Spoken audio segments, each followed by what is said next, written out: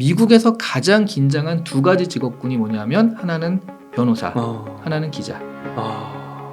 그전에는 대체될 수 없으니 전문직이고 이러니까 이런 직업을 해야 된다라고 생각했던 것들인데 챗GPT가 하는 핵심 업무가 뭐냐면 여러 가지 정보에서요 찾아가지고 새로운 걸 만드는 거거든요. 새로운 걸 생성하는. 그게 미국 변호사들이 하는 일이죠. 연결형 플랫폼이라고 했어요. 그동안에 스퀘어형 이 안에 들어와서 다 들어와서 플랫폼을 할 테니까 여기서 뭐 해라고 했는데 이거는 이렇게 연결시키는 거지 이 안에서 이루어지는 건 아니에요. 근데 얘랑 연결이 되는 모든 것들에 다 들어갈 수 있거든요. 예, 그래서 완전히 새로운 그래서 범용의 우리가 느끼기엔 범용의 AI처럼 보일 수도 있다라는 거예요. 대단하네요. 진짜 그 아이언맨의 그래서 자비스. 이제 다들 자비스한데 가져가세요 이렇게 되는 거죠. 야 진짜 그렇게 되는 거구나. 진짜 집에 온도 맞춰줘, 네. 밥 해줘, 네. 청소해놔. 웅달님 같은 경우는 이제 아무래도 많은 분들 오시니까 섭외 같은 것들 할 때 사실 시간 맞추는 거 되게 어렵잖아요. 그러니까 여기다가 누구한테 연락해서 뭐 몇 시까지 해줘 그러면 얘가 이메일이 왔다 갔다 하는 거죠. 이메일 작성부터 시작해서 왔다 갔다 하는 거죠. 와 진짜 대박이다. 진짜 그거 진짜 그렇게 되면은 사실 그런 것도 다 인력이 필요한 거잖아요. 그러니까요. 근데 그런 거에서 진짜 2달러인가요? 한 달에 20달러인가? 네네. 내면은 사용 가능한데 물론 아직은 아니지만 이제 그렇게 만들어지면 네. 무조건 쓸 것 같은데요. 그 돈 내고. 그럼요. 와 그렇구나. 그리고 역시 아직은 아니지만 그러니까 메타 같은 경우도 괜찮은 게요. 사람들이 지금 메타 되게 망하는 거 아니야 싶을 정도로 잘 되는 게 없잖아요. 근데 얘도 괜찮은 게 SNS 데이터는 제일 많이 가지고 있어요. 그 사람을 개인 맞춤형할 수 있는 데이터는 제일 많은 거죠. 그랬을 때 지금 아까 20달러 정도 얘기하셨잖아요. 지금 한 달에 20달러 이걸 쓰는데 얘를 메타랑 해가지고 메타에서 또 AI가 나올 수도 있고요. 그렇게 하면은 나한테 완벽하게 맞춤이 된 AI를 내가 할 수 있거든요. 그렇게 됐을 땐 또 얼마를 받을지 모르겠으나 한 20달러, 30달러 내도 전혀 아깝지 않은 정도의 서비스 나는 받을 수 있는 거죠. 예. 와, 또 이렇게 말씀을 들으니까 또 진짜 이거를 그냥 저도 진짜 그 지식의 깊이가 얕지만 수박 겉핥기로 알고 있지만 이 정도인데 정말 이제 그 세계적인 기업들이 이거를 그냥 주지 않을 것 같아요. 그럼요. 네. 엄청난 경쟁이 일어나면서 또 엄청난 서비스들이 나오지 않을까. 이미 엄청나잖아요. 전 세계적으로는. 그래서 지금 자고 일어나면 뭐가 바뀌어 있어요. 자고 일어나면 뭐가 돼 있고 뭐가 돼 있고 뭐가 돼 있고 특히 API 그러니까 챗GPT를 다른 프로가 연결하는 것들을 제가 나중에라고 했는데 현재도 되는 것들이 있는데요. 그게 자고 일어나면 2배, 3배가 돼 있어요. 예를 들어 지금 뭐가 가능하냐면 내가 얘를 가지고 지금은 음성 인식은 좀 그러니까 손으로 쳐가지고요. 홈페이지를 만들 수 있어요. 홈페이지 하려면 내가 이런 프로그램 툴을 알아야 되잖아요. 그게 아니라 그 파란색으로 바꿔줘. 그럼 파란색 바뀌고 시계를 오른쪽으로 좀 더 이동해줘. 그럼 이렇게 가고 해서 홈페이지 자체가 이 명령어로만 충분히 나올 수 있을 정도로 그 연결이 됩니다. 그런 식으로 지금 뭐 동영상 자동화, 인스타 올리는 거 자동화 이런 식으로 연결되는 것들이 자고 일어나면 나오고요. 유튜브도 보면 요즘에 엄청 영상 자동으로 만들기, 챗GPT 이용해서 그런 것들도 엄청 나오고 있거든요. 그러니까요. 이게 진짜 이거 오부였죠 아까 그 생존 뭐 먹고 사나. 빨리 글로 가서 질문을 드리고 싶은데 이게 또 단계를 밟아가야 되니까. 네 그러면 좀 뉴스로 그 생활의 뉴스로 좀 와서 최근에 그 챗GPT로 과제를 냈는데 시험에서 A를 받았다. 뭐 이런 뉴스가 나오더라고요. 이런 현상이 어떻게 좀 계속 되실 것 같은 거. 어떤 학교는 또 안 된다고 그러고. 학교는 막을 거고요. 학생들은 할 거고요. 당연하지 않을까요? 그러네요. 원래 학생들은 그러니까요. 그러니까 담을 아무리 높게 세워도 결국 기어서 그 담을 넘어가잖아요. 그래서 이건 될 수밖에 없는데 저는 학교에서 막는 것 자체가 이상하다고 생각을 해요. 왜냐하면 지금 챗GPT에 이런 걸 활용을 보면 이 사회에서 이걸 안 쓸 수가 없잖아요. 그렇죠. 업무를 할 때도 뭘 할 때도 안 쓸 수가 없는데 그럼 학생들은 가령 학교에선 챗GPT를 전혀 사용하지 못했다가 갑자기 신입사원에 대해서 이거를 쓰게 되면 얘가 이걸 쓸 수 있을까요? 그럼 오히려 여기서 쓰는 거니까 학교에서 그걸 배워야 되지 않을까요? 그렇죠. 과제할 때 오히려 챗GPT를 활용해서 잘하는 것들을 연습을 해야지 여기 와서 또 그 결과물을 내는데 다만 이런 건 있는 거죠. 학교에서 이렇게 하는 건 전 이해가 가요. 교육 시스템의 문제상 챗GPT가 하는 일은 여러 가지 그 지식 중에 뽑아가지고 통찰 해가지고 새로운 지식을 만드는 거잖아요. 이게 보통의 사람들한테 원하는 거예요. 옛날에는 지식 자체를 암기하는 것을 원했다면 그렇죠. 검색의 시대가 되면서 잘 찾는 거. 암기는 뭐 그러니까 암기 시험, 학력 시험이 이제 없어지고 능력 시험으로 바뀌는 거죠. 맞아요. 정보들이 있으니까 활용하는 방법 그런 능력들을 이제 학교에서 가르치려고 했는데 그것까지 챗GPT가 해주는 거예요. 그러면 도대체 학교에서 이 과정을 이걸 얘가 알아야지 뭐 시켜먹고 할 거 아니냐. 그러게요. 그래서 이 과정을 네가 알아야 되기 때문에 내가 억지로 이걸 가르치는 거야. 이거 괜찮아요. 괜찮은데 모든 걸 전면 금지시키고 그러면 어떤 과정은 그래서 이제 연결하고 통찰을 알려주는 그런 과정이 있을 수 있지만 활용하는 과정도 같이 있어야 된다는 거죠. 그래야지 실제로 내가 활용을 할 수 있으니까. 근데 지금 세상은 이렇게 바뀌는데 선생님들이 안 바뀌는 거거든요. 선생님은 이걸 이해도 못하고 채점도 못하고 가르치지도 못한다라고 한다면 야 그럼 가지 말고 이렇게 해라고 해버리는 거나 마찬가지인 거거든요. 그러면 교수님은 진짜 실제 지금 대학에서 가르치시는 거잖아요. 네. 그래서 만약에 이게 챗 GPT가 점점 더 이렇게 막 보편화가 학생들 네. 사이에서 막 퍼진 거예요. 네. 그럼 과제가 막 나오잖아요. 네. 어떻게 좀 평가를 하실 거예요? 생각해 보셨어요, 혹시? 저는 그 챗 GPT를 쓰라고 할 거예요. 네, 왜냐하면 그거 왜 안 써요? 왜 안 쓰는데 다만 그 챗 GPT는 평균이거든요. 네. 결과물이. 그러니까 내가 챗 GPT보다 좀 못하면은 평균이 안 되는 거예요. 그럼 이 분야에서 경쟁력이 없는 사람입니다, 이 사람은. 그래서 이것을 여기서부터 시작하라는 거예요. 챗 GPT의 결과물을 가지고 이것들을 다시 재가공해서 너만의 어떤 사람 냄새가 나는 걸 만들어라 라고 저는 과제를 내는 거죠. 차라리.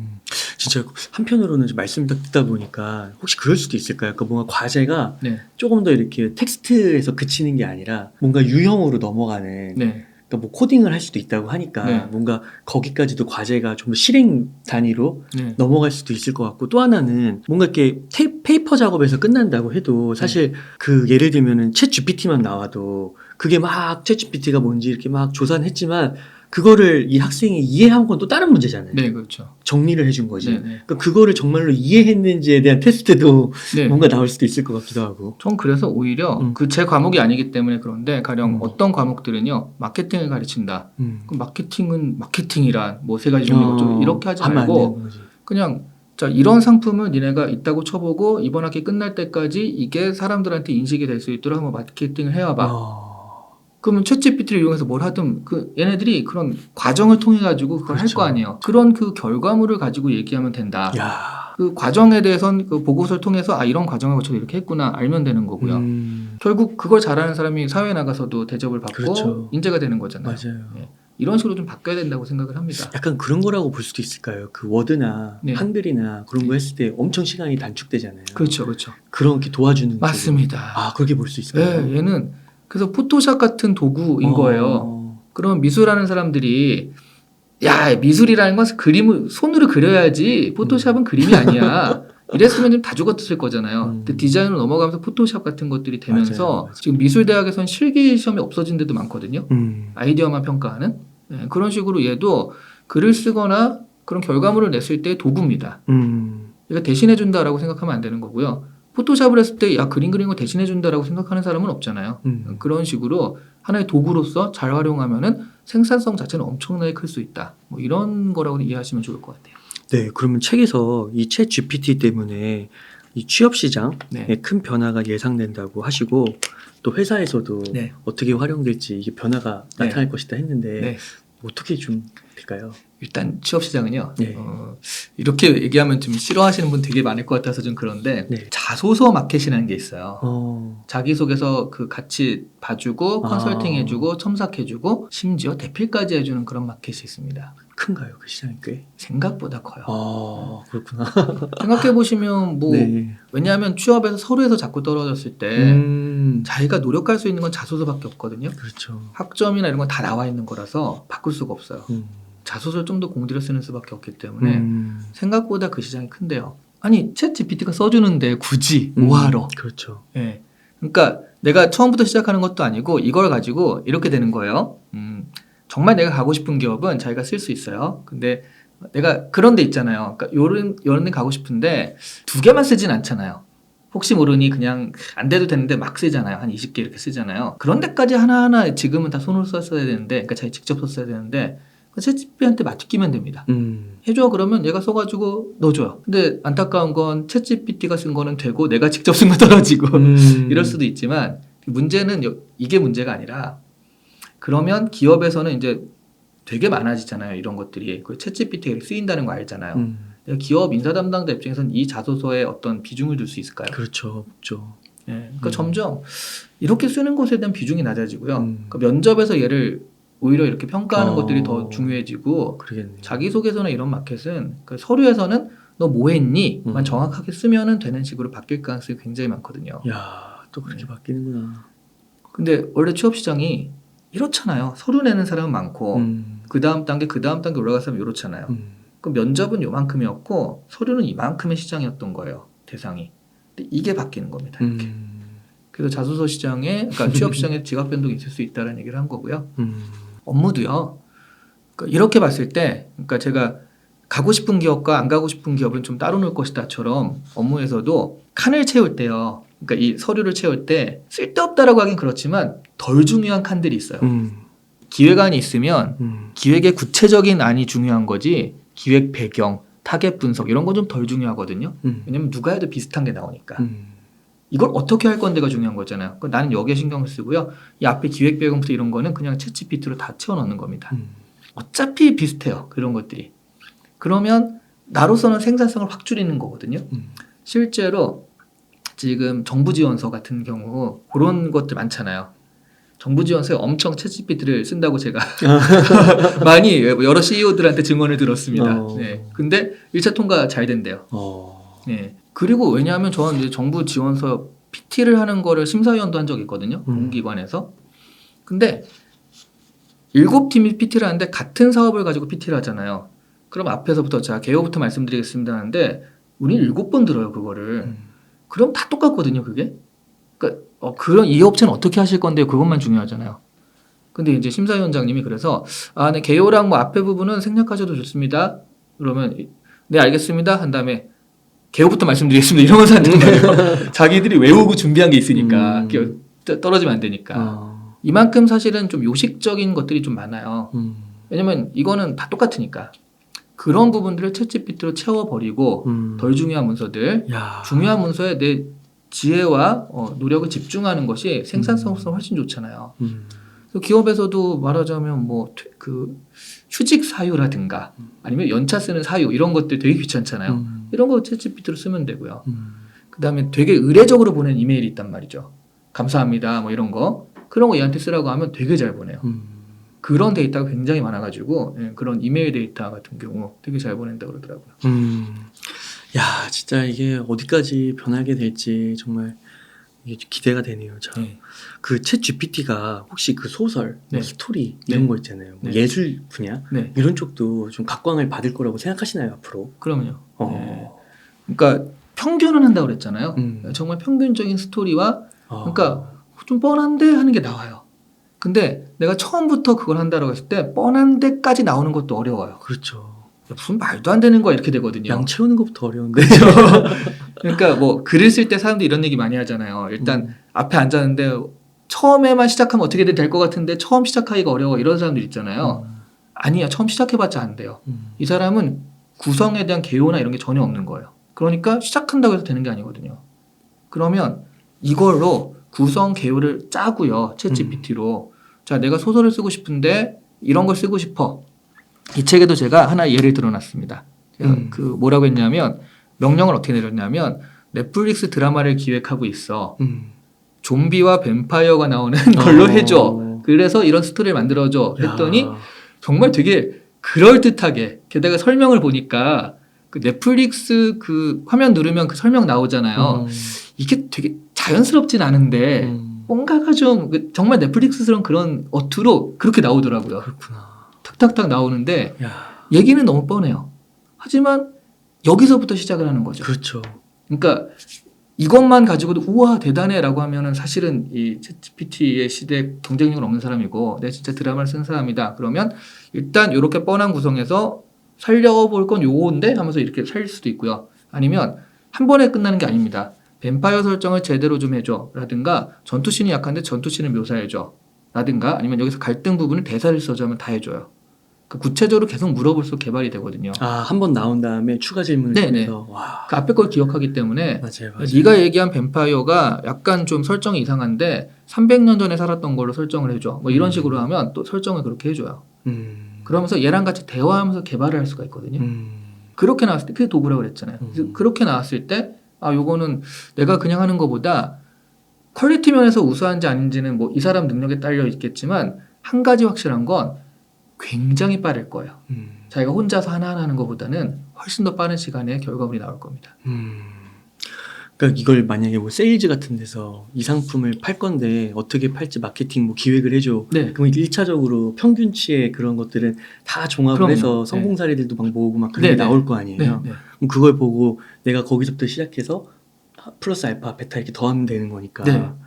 와, 이게 좀 어마어마하네요. 우리 벤처기업 CEO분들이 이제 IR을 처음 시작하시는 분들이 있어요. 그러니까 그 투자자들한테 우리 사업 이런 거니까 투자를 해달라라고 이제 부탁하는 게 IR이잖아요.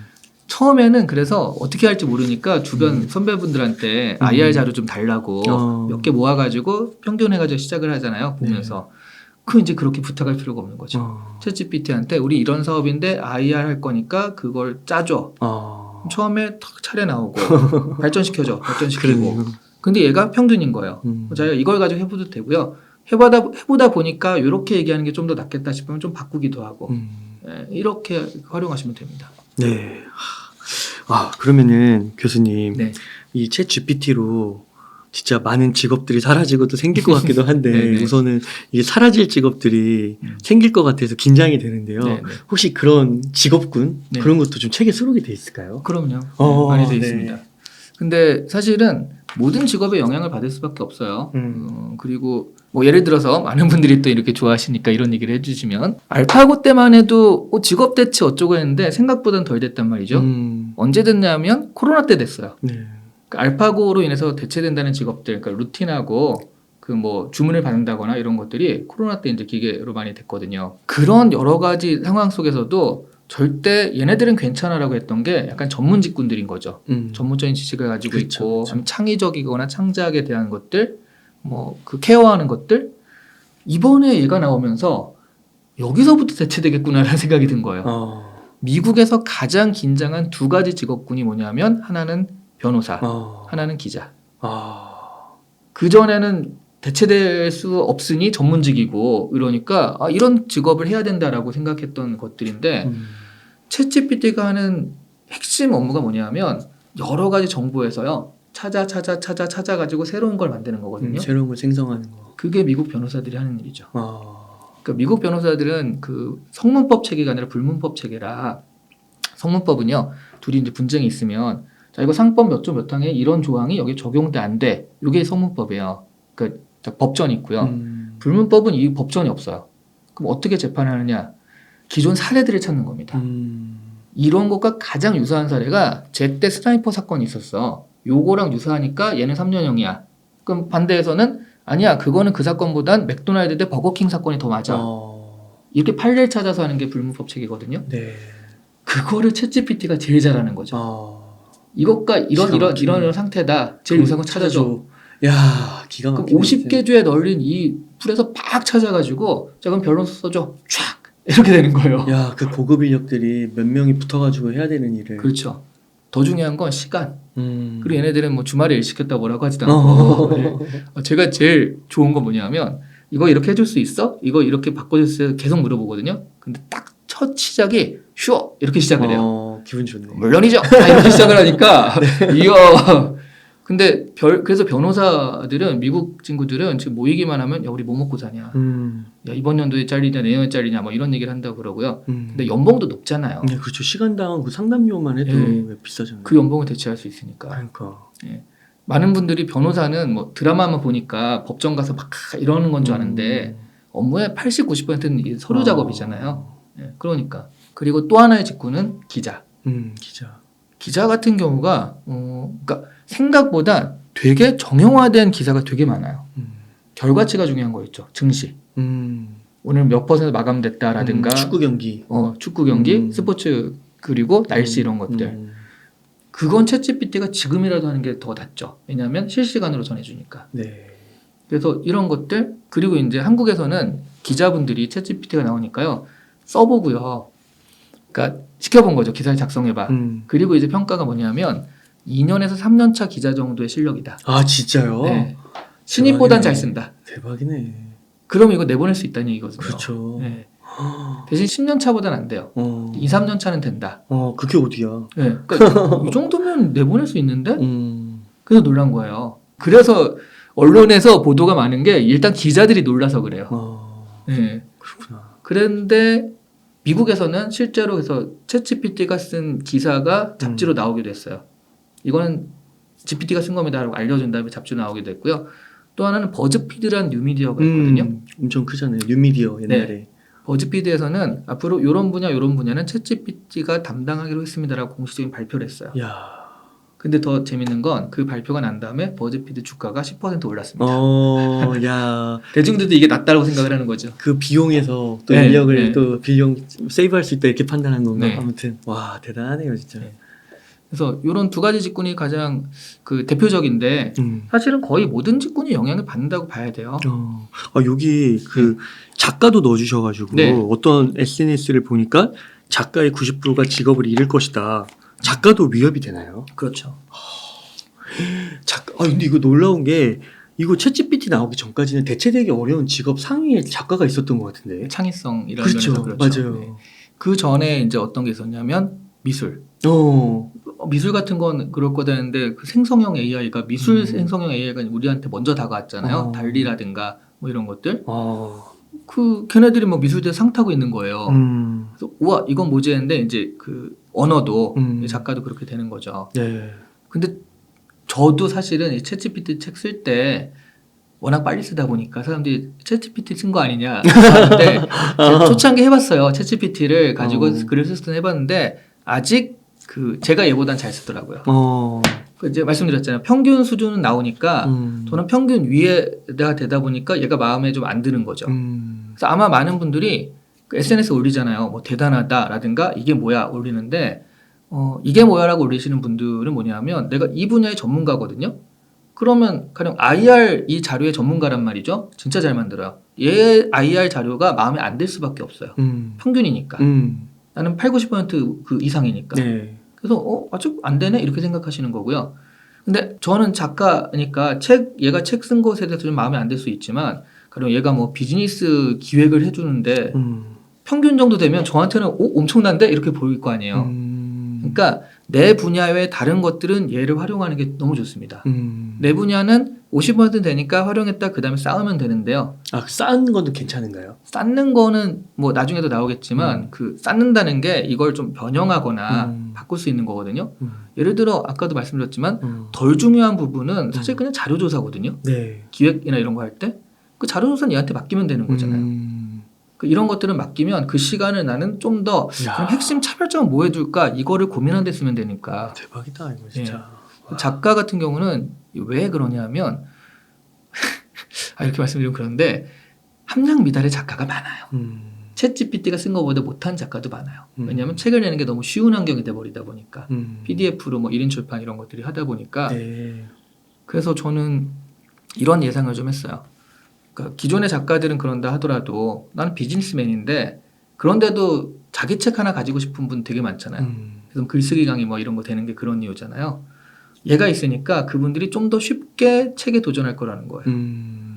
나 이런 스토리가 있는데 이런 걸 좀 그럴듯하게 써줘 하면은 요만큼. 그러니까 한 번에 책을 다 써줘 이건 좀 무리겠지만 같이 얘기하면서 다듬어줘 뭐 이런 식으로. 게다가 뭐까지 되는지 아세요?